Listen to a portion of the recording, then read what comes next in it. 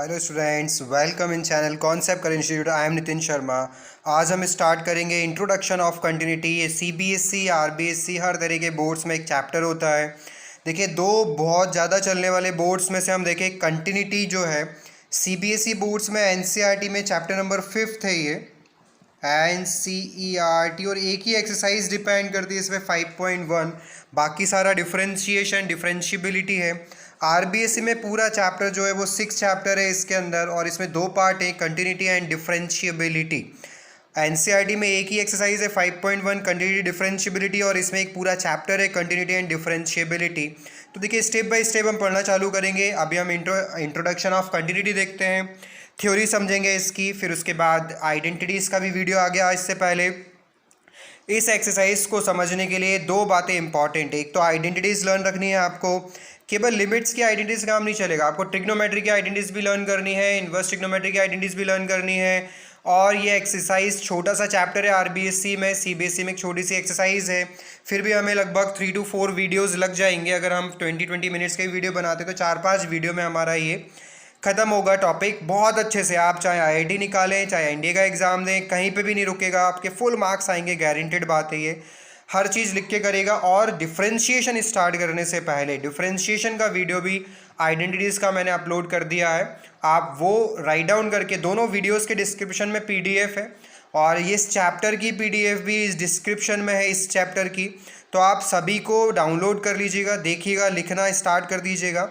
तो चलिए समझते हैं वेटेज क्या रहा है लास्ट ईयर का। लेटेस्ट वेटेज हर 1-2 साल में चेंज होता है, इस साल भी चेंज होने वाला है। कोरोना के कारण बहुत सारी प्रॉब्लम्स हुई, शॉर्ट होने वाला है सिलेबस, 30% थोड़ा कम होगा। तो वो वेटेज जो कम कर रहे हैं वो लास्ट के चैप्टर से कुछ सिलेबस कम करेंगे, इसलिए प्रॉब्लम नहीं है। फर्स्ट बुक आप आराम से बिंदास कीजिए। सेकंड बुक में भी लास्ट के चैप्टर्स प्रोबेबिलिटी में से कुछ टॉपिक ऐड करने वाले थे वो ऐड नहीं करेंगे। Differential integration as it is रहेगा, क्योंकि ये तो मेजर पोर्शन होता है एनडीए और आईआईटी के एग्जाम के लिए, तो यहाँ कोई प्रॉब्लम नहीं। अब जो हम पढ़ेंगे 5th 6th 7th 8th 9 5 chapters तक कहीं कुछ भी नहीं हटने वाला, ठीक है। तो ध्यान से देखिएगा क्या है। लास्ट ईयर आया था ये चैप्टर 9 मार्क्स में आया था, एक्चुअल वेटेज इसका 6 मार्क्स का। एक्चुअल वेटेज क्या है? एक्चुअल वेटेज जो है वो है 6 मार्क्स का है। अब 9 मार्क्स का कैसे आ गया, ये देखिए कैसे आया। 1 मार्क्स प्लस 1 मार्क्स के 2 क्वेश्चन डायरेक्ट आए, 4 मार्क्स का क्वेश्चन डायरेक्ट आया। और डिफरेंशिएशन यानी कि दूसरे चैप्टर हैं उनके इंटरनल चॉइस में ये एक क्वेश्चन 1 मार्क्स का एक इंटरनल चॉइस में भी था और 2 मार्क्स का भी इंटरनल चॉइस में था, तो ऑप्शन बढ़ गए और ये 9 मार्क्स में होता है। ये टॉपिक, ये चैप्टर स्ट्रॉन्ग करिएगा। चैप्टर, पूरे चैप्टर की बात कर रहा हूँ मैं। सीबीएसई का है बेटा जी ये वेटेज, और अगर आप आरबीएसई में जाते हैं तो ये 5 to 6 मार्क्स का ही है, वहाँ कोई भी कम ज़्यादा नहीं होता है, वहाँ बिल्कुल स्ट्रेट है। 6 मार्क्स दोनों बोर्ड्स के लिए फिक्स हैं। सीबीएसई वालों को थोड़ा एक्स्ट्रा प्रॉफिट मिल जाता है अदर चैप्टर होने से, क्योंकि ये जो पूरा 5 चैप्टर का है डिफरेंशियल और इंटीग्रेशन ही चलेगा। डिफरेंशिएशन से पहले आप अपना कंप्लीट कर लीजिएगा। इन्वर्स ट्रिग्नोमेट्री, पूरी की पूरी इन्वर्स ट्रिग्नोमेट्री वापस से आने वाली डिफरेंशियल में एज इट इज आएगा, लास्ट स्टेप में डिफरेंशिएशन करना पड़ेगा। तो व्हाट इज कंटिन्यूटी समझते हैं आप। देखिए, इसकी डेफिनेशन, इसकी जो थ्योरी है बड़ी आसान सी है। If F is a real function, कोई रियल फंक्शन है एफ, रियल फंक्शन आप जानते हैं, domain to codomain R to R, on a subset of a real numbers and let C be a point in the domain of F. यानी वो बोल रहा है कि डोमेन, देखिए रियल वैल्यू फंक्शन है, कोई भी रियल वैल्यू आ सकती है। डोमेन मीन्स होता है इनपुट वैल्यू जो हम पुट कर सकते हैं, उसमें से कोई एक वैल्यू लेके चलते हैं या दे के रखेगा वो। जब आपको कुछ नहीं दिया जाएगा तो आप 2 वैल्यू ले सकते हैं, या तो ए लीजिएगा या फिर 0 लीजिएगा। ओके, ए स्टैंडर्ड होता है, 0 भी स्टैंडर्ड होता है। सी जो है कोई भी वैल्यू है, सी बोला है अपन ने, ए को सी लिख दिया, एक ही बात होती है। देखिए आइडेंटिटीज़ में एक्चुअली ये लिमिट का है। लिमिट क्या होती है? Limit x tends to C F X equal to F of C, यानी जो लिमिट हम रखेंगे फंक्शन में उसका रिजल्ट अगर उस वैल्यू पर आपने सपोज एक्स सी इज़ 5 लिया और गिवन क्वेश्चन गिवन क्या होगा, आप वो एफ एक्स होगा, उस क्वेश्चन में डायरेक्ट एक्स की जगह सी रख दीजिए, फिर जो रिजल्ट आएगा, if this result is same is limits value, अगर वो रिजल्ट लिमिट रखने के बाद जो रिजल्ट आ रहा है उसके इक्वल है, तो ऐसे फंक्शंस को हम क्या बोलते हैं? Continuous function. और जो इस डेफिनेशन को एग्जिस्ट नहीं करता है, इक्वल नहीं देता है, ऐसे फंक्शंस को आप क्या बोलेंगे? Discontinuous function. ऐसे फंक्शन क्या हो जाएंगे? Discontinuous function. और ऊपर की जो कंडीशन सेटिस्फाई करेंगे वो क्या होंगे? Continuous functions. देखिए थ्योरी वापस से बोल रहा हूँ, एक ही चैप्टर सिलेबस में फर्स्ट चैप्टर थ्योरी बेस्ड है, वहाँ थ्योरी में चूक नहीं होनी चाहिए, और यहाँ थ्योरी में चूक हो गई कोई प्रॉब्लम नहीं है। न्यूमेरिकल समझ में आता है तो हर चीज़ आती है, पर यहाँ इंट्रोडक्शन तो हमें मालूम होना चाहिए एक्चुअल पढ़ क्या रहे हैं। देखिए एक्चुअल में जो फंक्शन की आपने पीछे जो पढ़ा है उसने क्या बोला? At X is equal to C, यानी कोई भी वैल्यू, रियल वैल्यू डोमेन में से एक सी वैल्यू लिए, सी लीजिए, कोई भी अल्फ़ाबेट आप यूज़ कर सकते हैं, एक्स वापस से नहीं ले सकते आप। उसका मतलब सपोज यहाँ सी है, ये वैल्यू क्या है? सी। सी आप यहाँ लेते हैं, एक्स इज इक्वल टू क्या है? ये सी है। ओके, अब ये एक्स इक्वल टू सी रखने पर फंक्शन का जो भी रिजल्ट आया, यहाँ एक वैल्यू आई, वो जो भी वैल्यू आई that is F of C. अब उस पॉइंट के लेफ्ट साइड आप चले जाइए, लेफ्ट साइड, आप उसके राइट साइड चले जाइए, लेफ्ट साइड जाइए, राइट साइड जाइए, उस वैल्यू पर तीनों जगह सेम वैल्यू मिल जाए आपको, तो ऐसे फंक्शन को क्या बोलते हैं? कंटिन्यूस फंक्शन है, नॉन ब्रेकेबल फंक्शन है। डायग्राम अगर उस फंक्शन का बना के देखेंगे तो टूटा हुआ नहीं होगा, उस पॉइंट के लेफ्ट और राइट में जाके देखिएगा। देखिए एक कांस्टेंट हम यूज़ करेंगे now, constant is H. H is harmonic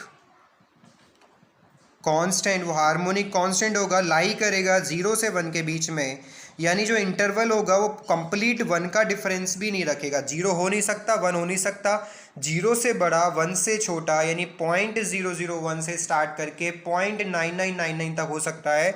इसके बीच का हो सकता है, 1 नहीं हो सकता, 0 नहीं हो सकता। यानी कि अगर मैं बोलता हूँ एक्स इक्वल टू 5 पर चेक करिए, तो 5 से बड़ा 6 नहीं हो सकता, 5 से छोटा 4 नहीं हो सकता, 5 से बड़ा 5.99 तक होगा, और छोटा जो है वो आपका 4.00001 होगा, जो भी होगा।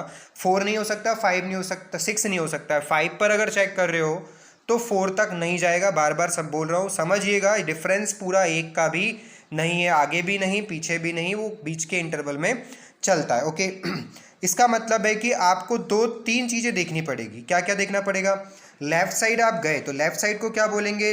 लेफ्ट हैंड साइड, और इसको क्या बोलेंगे? राइट हैंड साइड, या लेफ्ट हैंड लिमिट और राइट हैंड लिमिट, इसे स्टैंडर्ड में बोलेंगे आप left hand limit. Sorry, left hand limit F of A means F of C, एक ही बात है, this is F of C भी आप बोल सकते हैं।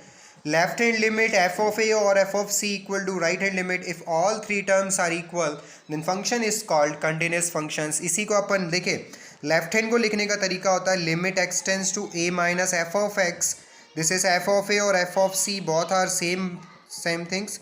Right hand limit is limit X tends to A plus F X. ये आपको यहाँ पता नहीं चलता ये क्या लिखा हुआ है मैंने, इस क्या का मतलब क्या होता है, इस क्या का मतलब न्यूमेरिकल होता है। एक्चुअली लेफ्ट हैंड जब भी लेंगे तो आपको इसमें वैल्यू पुट करके निकालना होगा c minus F of X, और राइट साइड आप आएंगे तो limit X tends to c plus F of X. यहाँ से बात शुरू होगी और आपको समझ में आएगा। अभी एक न्यूमेरिकल लेते हैं हम, एक छोटे सा पॉइंट है उसे देख लें क्या लिखा हुआ है। वर्किंग रूल है ये जो अपने बॉक्स बनाए हैं क्या है? वर्किंग रूल है। किसके लिए? कंटिन्यूटी, किसी फंक्शन की गिवन पॉइंट्स पर कंटिन्यूटी चेक करने का वर्किंग रूल। इन्हें आपको इन 3 स्टेप को फॉलो करना होगा। लेफ्ट या राइट में से पहले किसी को भी, तीनों में से किसी को भी फर्स्ट सेकंड थर्ड पे निकालिए। 3 स्टेप तो डायरेक्ट होती हैं, 4th स्टेप में तीनों इक्वल है यानी ये चेक करना होता है। 5th स्टेप में आपको लिखना होता है दिस इज कंटिन्यूस और नॉट कंटिन्यूस। ये बात समझ में आती है न्यूमेरिकल से, तो अपन देखते हैं न्यूमेरिकल। देखिए बहुत बेसिक क्वेश्चन से स्टार्ट करते हैं हम लोग, धीरे धीरे लेवल को बढ़ाते जाएंगे, बॉटम टू टॉप पे पहुंचेंगे और आप हर चीज़ को क्रैक कर पाएंगे। देखिए फंक्शन क्या है? F X is equal to 3x plus 5 मैंने लिया और बोला 2 पर बताइए ये फंक्शन कंटिन्यूस है या नहीं, चेक करना है। तो स्टेप्स देखिए, वर्किंग रूल मैंने आपको समझाया है। सबसे पहले देखिए स्टेप बाय स्टेप करिए। स्टेप नंबर 1 आप क्या करिए? सीधा एफ ऑफ सी निकालिए। What is C? C is 2। जो पॉइंट आपको दिया होगा, देखिए दिया है तो ठीक है, नहीं दिया है तो या तो 0 लीजिएगा या ए कांस्टेंट लीजिएगा, कोई भी अल्फ़ाबेट कांस्टेंट का आप ले लीजिएगा। क्या करना है? डायरेक्ट जहाँ जहाँ एक्स है वहाँ वहाँ आपको 2 पुट करना है। नाउ 3 इंटू 2 6 प्लस 5 11, ये आपकी आई first step. Now step number second we need left hand limit. Formula is limit X tends to C minus F of X. आप सी भी बोलिए या फिर आप ए बोलिए। देखिए what is C? C is 2, limit x tends to 2 minus F X बोलते हैं न्यूमेरिकल को, 3x प्लस 5। ओके, देखिए ये माइनस क्या इंडिकेट कर रहा है, माइनस इंडिकेट कर रहा है we want to left, means हम कहाँ जा रहे हैं, goes towards to left hand limit. तो पीछे जाने के लिए देखिए 2 माइनस नहीं है, दिस इज 2 के ऊपर माइनस एक सिंबल है, ये माइनस सिंबल है लेफ्ट हैंड साइड का। तो आपको shifting of origin 11th class की स्ट्रेट लाइन में एक चैप्टर चलता था, वो हम यहाँ करते हैं। आपको क्या करना होता है, एक नया अल्फ़ाबेट, नया एच, एक कांस्टेंट जैसा एक वेरिएबल है, ये वेरिएबल हमें इंट्रोड्यूस करना होता है एच, यानी हम पीछे जाना चाहते हैं। तो देखिए 2 तो क्या है, फिक्स पॉइंट है। 2 के पीछे कब जाओगे, जब आप 2 में से कुछ माइनस करोगे, और आगे कब जाओगे, जब आप 2 में कुछ ऐड करोगे। तो मैं पीछे जा रहा हूँ, तो मैंने किसी अदर वेरिएबल की हेल्प ली, दैट इज एच। एच आपको समझाया था हार्मोनिक कांस्टेंट है, not variable, this is constant like variable, constant like variable. Okay, harmonic variable भी उसे बोल सकते हो आप वहाँ कांस्टेंट की जगह। दिस इज 0, देखिए जी, इसे जो भी वैल्यू इसे 0 में शिफ्ट कीजिए, जहाँ जहाँ एक्स होता है वहाँ वहाँ आपको क्या रखना है, लिमिट माइनस एच। लिमिट क्या थी, 2 माइनस एच, और राइट होगा तो क्या लिखोगे, 2 प्लस एच, यानी कुछ माइनस करना पड़ेगा आपको। यहाँ कोई आइडेंटिटी लिमिट की बन रही है तो पहले वो सॉल्व कीजिए, नहीं बन रही है तो आप डायरेक्ट इसमें वैल्यू पुट कर दीजिए। देखिए इसमें कुछ भी नहीं बन रहा है, सीधा सीधा अपन सॉल्व कर सकते हैं। This is 6 minus 3h plus 5, आप इसमें 0 रखिएगा तो 6 प्लस 5 क्या बनेगा, 11 बनेगा। ये आपका आया सेकेंड टर्म। अब इसका राइट हैंड लिमिट समझते हैं। Okay, for right hand limit, limit X tends to c plus F of X, ये याद रखिएगा। ये स्टेप्स लेफ्ट और राइट के लिए प्लस और माइनस, माइनस किसको इंडिकेट करता है, लेफ्ट हैंड लिमिट को, प्लस करता है राइट हैंड लिमिट को। Limit x tends to 2 plus F X क्या दिया था आपको, 3x प्लस 5 गिवन था। देखिए इसे किस में चेंज करना है आपको, h में। ये पूरे हर एक न्यूमेरिकल में आपको करना है। वेरिएबल अगर है तो कांस्टेंट h में कन्वर्ट करिएगा, variable x replace by h। क्या करेंगे आप, यहाँ देखिए लिखा है 2 plus, means 2 plus h plus 5, value put कर दीजिए। लिमिट एस टेंस, वैल्यू से पहले आप इसे देखिए कोई आइडेंटिटी तो नहीं बन रही है, बन रही है तो आप पहले बनाइए, नहीं बन रही है तो डायरेक्ट वैल्यू 0 रखिए। 6 प्लस 5 11। दिमाग में आ रहा है सर हर बार सेम तो आ रहा है, अरे ये तो स्टेप से सेम आ रहा है, दैट इज कंटिन्यूस। सेम आ रहा है क्योंकि ये फंक्शन कंटिन्यूस है, अलग आ गया तो वो कंटिन्यूस नहीं होता है। From all above steps function at x is equal to 2, left hand limit f of 2, right hand limit, all are same, therefore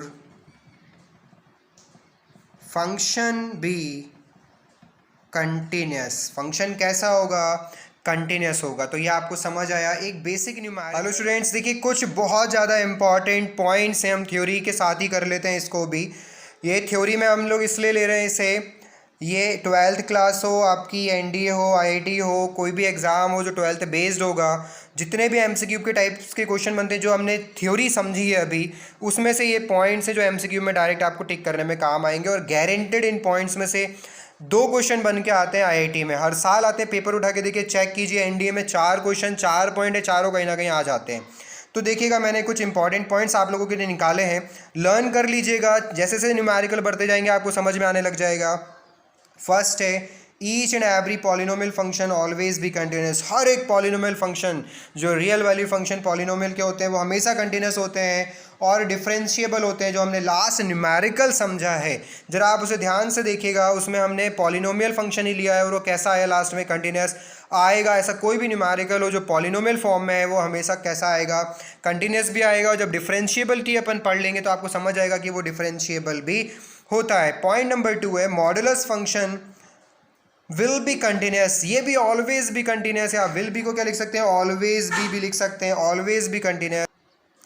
हाँ फ्रेंड्स, जो मॉडुलस फंक्शन होता है वो हमेशा कंटिन्यूस होता है, लेकिन क्या नहीं होता है, वो डिफरेंशिएबल नहीं होता है। देखिए कहाँ पर at where it will be 0, यानी मॉड के अंदर जो वेरिएबल आएगा, जो टर्म लिखा होगा उसे आप 0 की इक्वल रखेंगे, फिर जो x की वैल्यू आएगी उस पॉइंट पर गारंटेड हर बार वो कंटिन्यूस आएगा, लेकिन डिफरेंशिएबल नहीं होता है। तो एमसीक्यू में कैसे क्वेश्चन बनते हैं, modulus function will be, 4 option, number 1 continuous, number 2 differentiable, continuous as well as differentiable, continuous but not differentiable. तो कौन सा ऑप्शन सही होगा? फोर्थ होगा, कंटिन्यूस बट नॉट डिफरेंशिएबल। चाहे at where it will be zero वाला पॉइंट लिखा हो या नहीं लिखा, आपको इस पॉइंट को टिक करना है। तो देखिए सिग्नम फंक्शन, ये देखिए सिग्नम हो या ग्रेटेस्ट इंटीजर फंक्शन हो, दोनों के दोनों ना कंटिन्यूस होते हैं ना डिफरेंशिएबल होते हैं।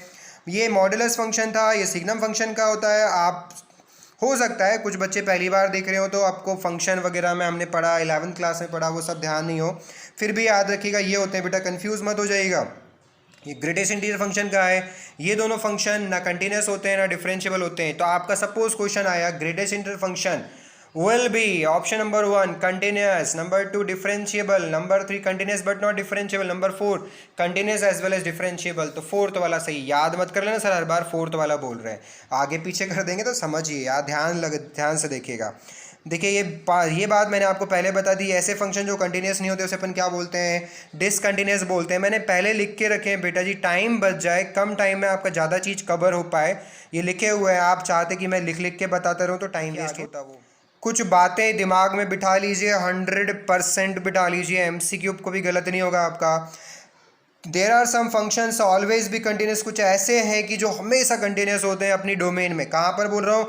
अपनी डोमेन। जैसे आपने देखा कि पिछली बार अपन ने अभी देखा था मॉडुलस फंक्शन ऑलवेज भी continuous where it will be zero, यानी जहाँ ये जीरो होता है फंक्शन की वैल्यू जो जिस पॉइंट पर जीरो दे देगा वह कंटिन्यूस, हर फंक्शन के लिए नहीं, वो मॉड के लिए दे, यानी वो जो कंडीशन अप्लाई की मैंने, क्या अप्लाई की? वो डोमेन अप्लाई किया। तो ये अपने डोमेन पर बोल रहा है, हर क्वेश्चन अपने अपने डोमेन पर। देखिए कांस्टेंट फंक्शन हमेशा कंटिन्यूस होगा, आइडेंटिटी फंक्शन हमेशा कंटिन्यूस होगा। आइडेंटिटी फंक्शन किसको बोलते हैं? आगे बात दिमाग में आपके है ना, तो इसे बोलते हैं अपन आइडेंटिटी फंक्शन। कांस्टेंट फंक्शन क्या होता है भाई? कोई भी कांस्टेंट ले लीजिए, K A B C 5 2 1 2 3। Rational function क्या होगा? जो पी अपॉन क्यू के फॉर्म में होता है, और आपको मालूम है क्या नहीं होना चाहिए? क्यू जीरो नहीं होना चाहिए। पॉलिनोमियल फंक्शन होता है, अभी देखा आपने एग्जाम्पल, वो पॉलिनोमियल का ही था। मॉडुलस फंक्शन के बारे में आपको मैंने समझा ही दिया है। कोई भी ट्रिग्नोमेट्रिक फंक्शन अपनी डोमेन में हमेशा कैसा होता है? कंटिन्यूस। कहाँ? अपनी डोमेन में। ऐसा नहीं सर आपने कहा था हमेशा कंटिन्यूस होता है, साइन के एक न्यूमेरिकल ऐसा मिला जो साइन ही कंटिन्यूस नहीं है। अरे भाई अपनी डोमेन पर, वो इंपॉर्टेंट बात है। एक थ्योरम है इसी थ्योरी के अंदर, वो थ्योरम भी आपको एमसीक्यू कवर कराएगी। If F and G real value function, समझते हो रियल वैल्यू फंक्शन किसको बोलते हैं? Function define R to R, domain भी आर है, को डोमेन भी आर है, उसे बोलते हैं हम रियल वैल्यू फंक्शन बोलते हैं। सपोज कि फॉग दिया है, फॉग है कोई एफ ऑफ, देखिए फॉग आपने पढ़ लिया, फर्स्ट चैप्टर हमने पढ़ा दिया है। कंपोजिशन ऑफ फंक्शन, फंक्शन के अंदर फॉग आता है, एफ के अंदर हम पुट करते हैं जी को। उसने बोला है कि फॉग जो है वो डिफाइन है सी पर, डिफाइन है सी पर, यानी अनडिफाइंड वाला कोई टर्म वहाँ डोमेन में से नहीं लिया। G is continuous at C, G क्या है? कंटिन्यूस है कहाँ पर? सी पर। And if F is continuous at G X, F कहाँ कंटिन्यूस है? जी एक्स पर। अगर ये कंडीशन ऊपर वाली अप्लाई हो रही है तो गॉ फॉग भी क्या होगा? कंटिन्यूस होगा। ऐसा क्यों हुआ? देखिए जरा, एफ ऑफ जी को क्या लिखते हैं हम लोग? एफ ऑफ जी एक्स लिखते हैं। तो एफ इस सी को मैं यहाँ लिखता हूँ। तो देखिए ये फॉग, पूरी थ्योरी को समझिए, थ्योरी में क्या लिखा है। इसने बोला फॉग डिफाइन है, लेफ्ट डिफाइन है, राइट यानी कि ये फॉग कंटिन्यूस कब होगा? डिफाइन था, कंटिन्यूस का नहीं पता था ना। जी कंटिन्यूस है, देखिए अंदर वाला ये कंटिन्यूस होना चाहिए और बाहर वाला इस अंदर वाली पूरी वैल्यू पर कंटिन्यूस होना चाहिए। तो क्या बोलोगे आप? G should be continuous and F should be continuous at G C. G कहाँ कंटिन्यूस होना चाहिए? सी पर। अब बन गया जी सी, तो फंक्शन अब एफ के अंदर क्या है? जी सी, तो एफ कहाँ कंटिन्यूस होगा? जी सी पर। सिंपल सी बात है। क्या है थ्योरी? सुनिएगा, दिमाग में बिठाइएगा। A fog is define and g is defined at c and g is continuous at c and f is defined and f is continuous at gc, then fog is also be continuous at c। तो पूरा fog कहाँ भी continuous होगा? सी पर continuous. इस छोटी सी line की theorem बना रखी है, देखा पूरा चैप्टर आपने पढ़ लिया और इसकी थ्योरम बना दी यहाँ पर। तो आपको बेटा जी समझ में आया तो पसंद है लाइक कीजिएगा, सब्सक्राइब कीजिएगा, मैक्सिमम फ्रेंड्स तक पहुँचाइए। हमारे कोई फ्रेंड्स 11 12 10 के छूटे नहीं। अदर सब्जेक्ट्स के लिए हमारे चैनल को सब्सक्राइब करके रखिएगा। और आप देखिए हैशटैग करके कॉन्सेप्ट करेंट इंस्टीट्यूट लिखेंगे तो बाकी सब्जेक्ट्स के टीचर्स, आरबीएससी के, सीबीएसई के, बहुत सारे टीचर्स आपको अपने कॉन्सेप्ट के मिल जाएंगे। सारे सब्जेक्ट पढ़िए, अच्छे से करिए, लिख के करिए, हर चीज़ लिख कर करिए। आइडेंटिटीज़ डिस्क्रिप्शन में बहुत कुछ है, इस वीडियो के डिस्क्रिप्शन में आइडेंटिटीज़ हैं। वर्कशीट अभी नहीं दे रहे हैं आपको, थ्योरी जो हमने पढ़ा इसका PDF है। आपके आरबीएसई सीबीएसई के दोनों दोनों चैप्टर्स की जो है 5th और 6th चैप्टर, 5th सीबीएसई का भी है और 6th आरबीएसई का भी है, इसके डिस्क्रिप्शन में है, आप वहाँ से डाउनलोड कर लीजिएगा, लिख लीजिएगा, देख लीजिएगा। All the best, thank you.